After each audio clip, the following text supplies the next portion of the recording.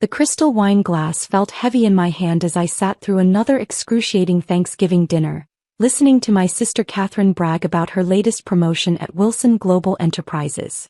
The massive dining room of my parents' estate echoed with forced laughter and the subtle sound of designer heels clicking against marble floors. Chief Marketing Officer, Catherine announced for the third time that evening, adjusting her Cartier bracelet. Youngest in the company's history. We're so proud, my mother gushed, touching Catherine's arm. Aren't we, Robert? My father nodded, his attention fixed on his eldest daughter's success. The Wilson name means something in business circles.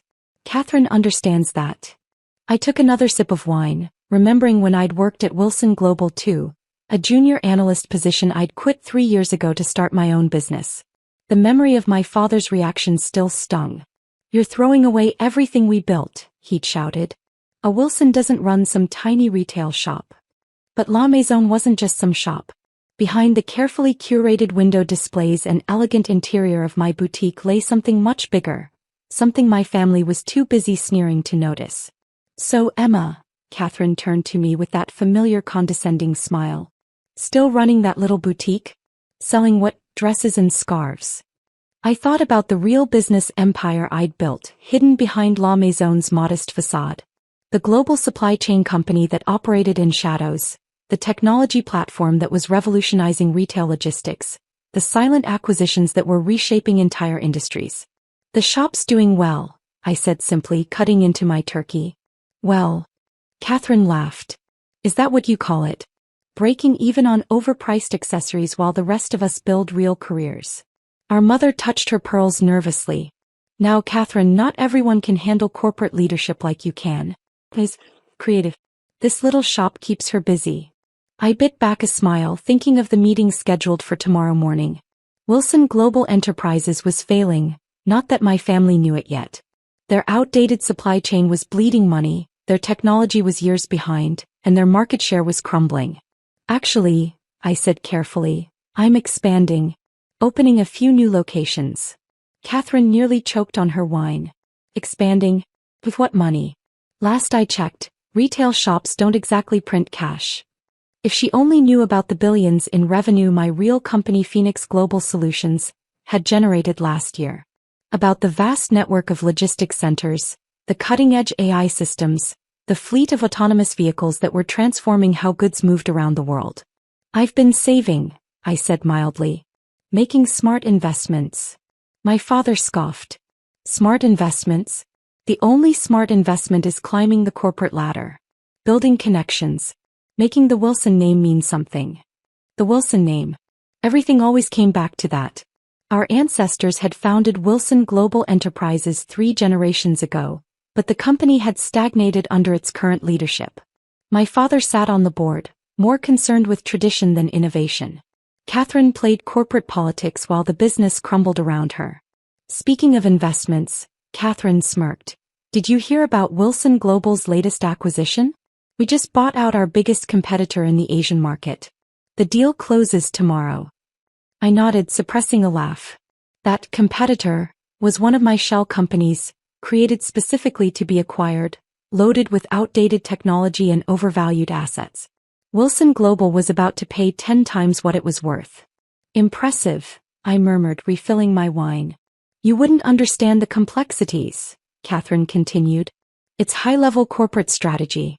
The kind of thing that takes real business acumen, not just retail experience. My phone buzzed quietly, a message from my CFO. Everything's set for tomorrow. Their board doesn't suspect a thing. How much are they paying? I asked innocently. 300 million, my father answered proudly. Our biggest deal this year. 300 million for a company worth barely 30 million. The money would flow directly into Phoenix Global's accounts, giving us even more leverage for what came next.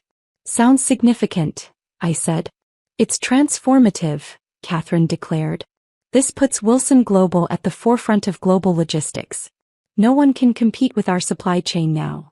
I thought about Phoenix Global's real supply chain, the one that had been quietly taking over the industry while Wilson Global chased outdated technology. Tomorrow they would discover just how far behind they really were.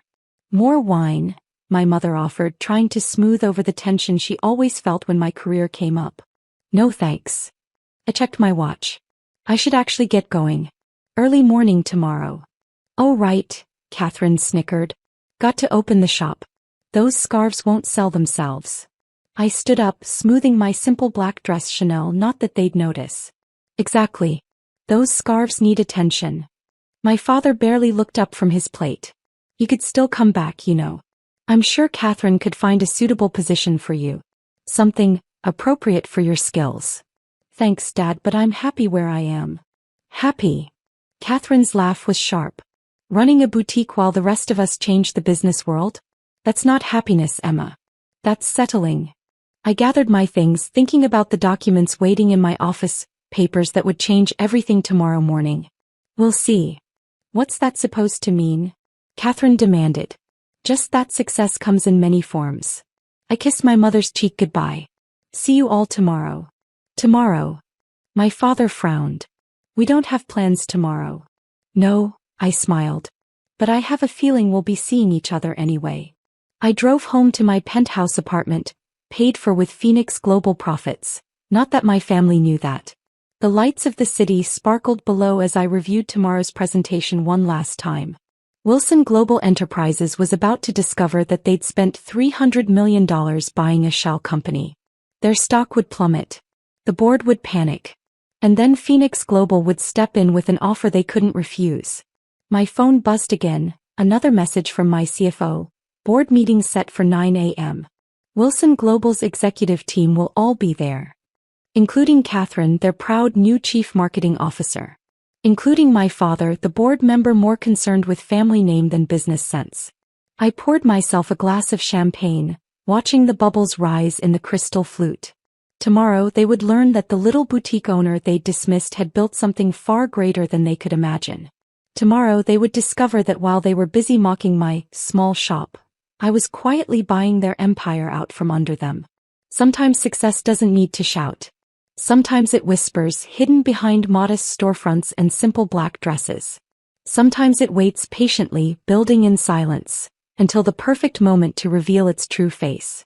I picked up the latest Wilson Global financial report, marked with Phoenix Global's confidential stamps. Inside was a detailed analysis of every weakness, every vulnerability, every crack in their corporate facade. To family, I toasted the empty room, thinking of tomorrow's revelation. And to underestimating the wrong daughter. The Wilson Global Enterprises headquarters still looked exactly as I remembered it, 60 floors of gleaming glass and steel, the family name emblazoned in gold letters across the lobby. I'd worked here once in a tiny cubicle on the 19th floor. Now I own the building through one of Phoenix Global's real estate subsidiaries, not that anyone knew that yet. My Louboutin heels clicked against the marble floor as I approached the security desk. The guard looked up, confused. He was used to seeing me in my boutique owner clothes, not the Armani powersuit I wore today. Ms. Wilson? Are you here to see your sister? I handed him my Phoenix Global ID.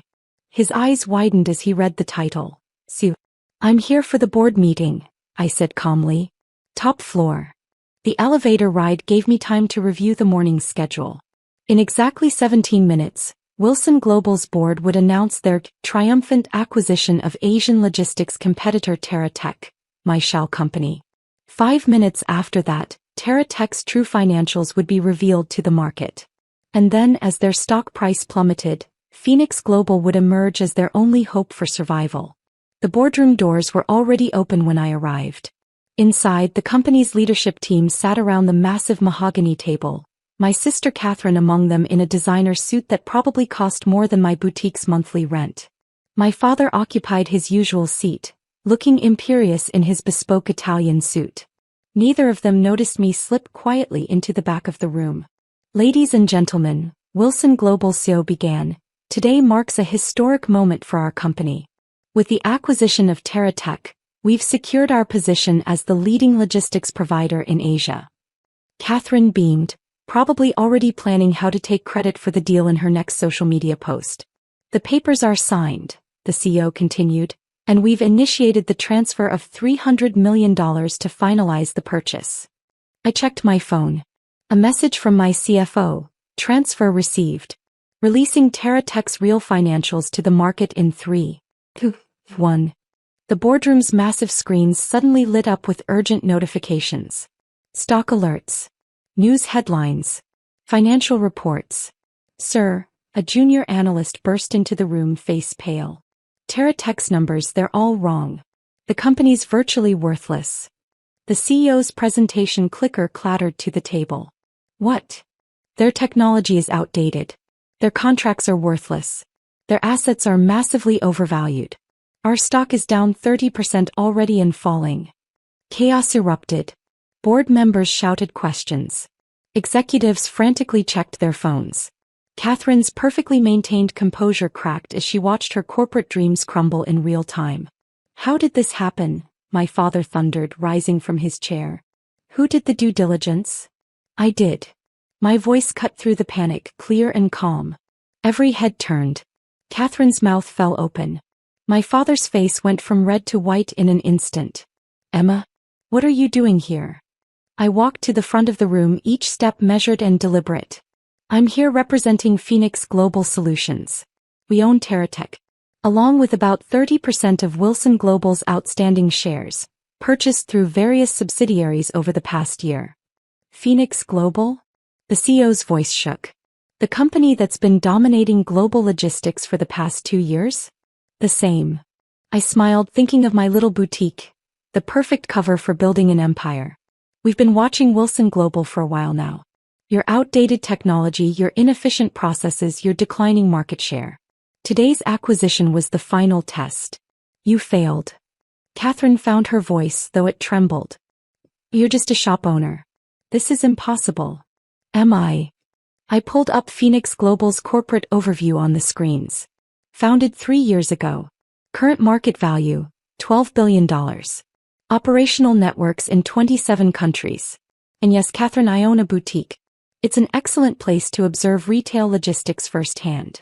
My father gripped the table edge. Why? Why would you do this? Because you taught me that the Wilson name means something in business circles. Remember? I met his eyes steadily. So I built something worthy of that name. Something bigger than your outdated corporate hierarchy. Something that actually innovates instead of just talking about it. The CEO cleared his throat. What do you want? I opened my briefcase, removing a thick folder. Phoenix Global is prepared to acquire Wilson Global Enterprises. All shares, all assets, all operations. The offer is fair, more than fair, considering your company's current situation. You want to buy us out? Catherine's voice rose hysterically. Your own family's company? No, Catherine. I already own enough of the company to force this through. This is just a courtesy, an offer to make the transition smoother. My father stood up shakily. You can't do this. We're your family. Family. I laughed softly. Was it family when you dismissed my business plans? When you mocked my boutique? When you told me I was embarrassing the Wilson name? I walked around the table slowly, enjoying the way they squirmed under my gaze. While you were all busy laughing at my little shop, I was building the future of global logistics. While Catherine was playing corporate politics, I was revolutionizing supply chain technology. While you were protecting your precious family name, I was making it actually mean something. The board will never approve this, my father blustered. The board doesn't have a choice. I nodded to my CFO, who had quietly entered the room. Show them. He distributed documents showing Phoenix Global's true ownership of Wilson Global assets. The board members' faces fell as they realized how completely they'd been outmaneuvered.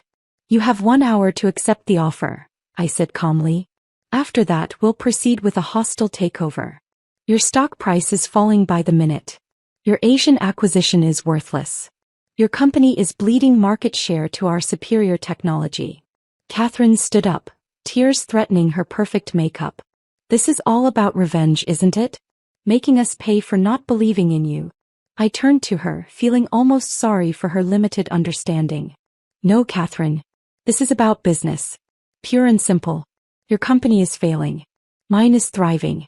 This acquisition makes perfect sense, personally satisfying as it might be. And what happens to us? My father asked quietly. That depends. I sat down at the head of the table, his seat until now. Catherine can keep her position for now, though she'll need to actually earn it. You can maintain your board seat, but as a minor member without voting rights. Or you can all walk away with your shares paid out at current market value, which I should warn you is dropping by the second. The CEO looked at his phone and blanched. Down 40% now. Tick-tock, I smiled. Time to decide. The next hour passed in a blur of paperwork and legal discussions.